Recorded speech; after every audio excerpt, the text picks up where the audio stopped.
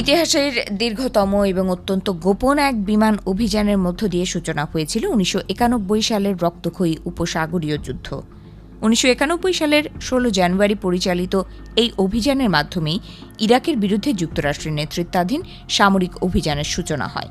কোনো বিরতি ছাড়াই টানা ৩৫ ঘণ্টারও বেশি সময় ধরে আকাশপথে ১৪,০০০ মাইলেরও বেশি দূরত্ব পাড়ি দিয়ে সাদ্দাম হোসেনের ইরাকি বাহিনীকে প্রথম ধাক্কাটি দিয়েছিল মার্কিন বিমান বাহিনীর ৭টি বোমারু বিমান, আর সেই থেকেই যুদ্ধের শুরু।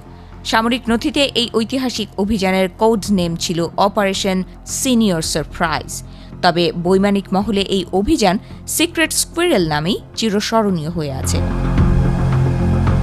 ১৯৯১ সালের ১৬ জানুয়ারি শেষ রাতে যুক্তরাষ্ট্রের লুইজিয়ানার বার্কসাডল বিমান ঘাঁটি থেকে মার্কিন বিমান বাহিনীর দ্বিতীয় বোম উইংয়ের ৭টি B-52G বোমারু বিমান নিঃশব্দে রানওয়ে ত্যাগ করে। ৫৭ জন ক্রু মেম্বার নিয়ে বিমানগুলো আটলান্টিক মহাসাগর পাড়ি দেয়। আকাশপথে কয়েক দফায় নিখুঁতভাবে জ্বালানি সংগ্রহ করে তারা ইরাকি আকাশসীমায় প্রবেশ করে।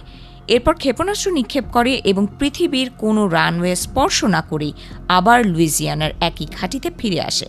টানা ৩৫ ঘণ্টা ২৪ মিনিটের এই অভিযানটি ছিল তৎকালীন যুদ্ধ ইতিহাসের দীর্ঘতম বিমান মিশন। এই দীর্ঘযাত্রার দূরত্ব ছিল প্রায় ১৪,০০০ নটিক্যাল মাইল, যা নিউ ইয়র্ক থেকে সিডনি গিয়ে আবার অর্ধেক পথ ফিরে আসার সমান। এই মিশনটি ছিল আধুনিক প্রযুক্তির এক যুগান্তকারী সূচনা।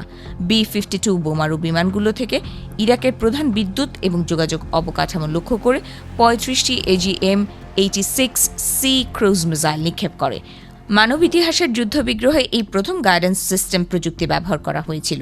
সেই রাতের আগ পর্যন্ত জিপিএস ছিল কেবল সামরিক নেভিগেশনের সাধারণ মাধ্যম, কিন্তু ইরাকে চালানো সিক্রেট স্কুইরেল মিশন এটিকে নিখুঁত অস্ত্র গাইডেড রূপ দেয়, যা পরবর্তী সময়ে গোটা বিশ্বের যুদ্ধ কৌশলকে চিরতরে বদলে দেয়।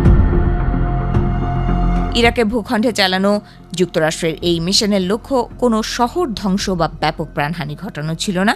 এটি ছিল অত্যন্ত সুনির্দিষ্ট এবং কৌশলগত আঘাত।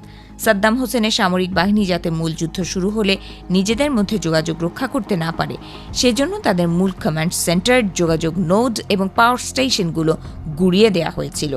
যুদ্ধের প্রথম কয়েক মিনিটেই এই লক্ষ্যবস্তুগুলো সফলভাবে ধ্বংস করা হয়।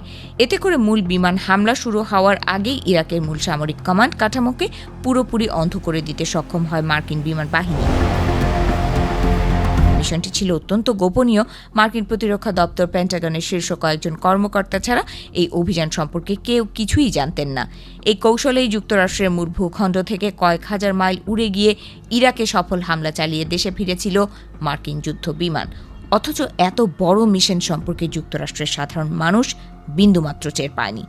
সামরিক বিশ্লেষকদের মতে অপারেশন সিনিয়র সারপ্রাইজ আধুনিক দূরপাল্লার বিমান অভিযান ও জিপিএস নির্ভর নির্ভুল হামলার নতুন যুগের সূচনা করেছিল।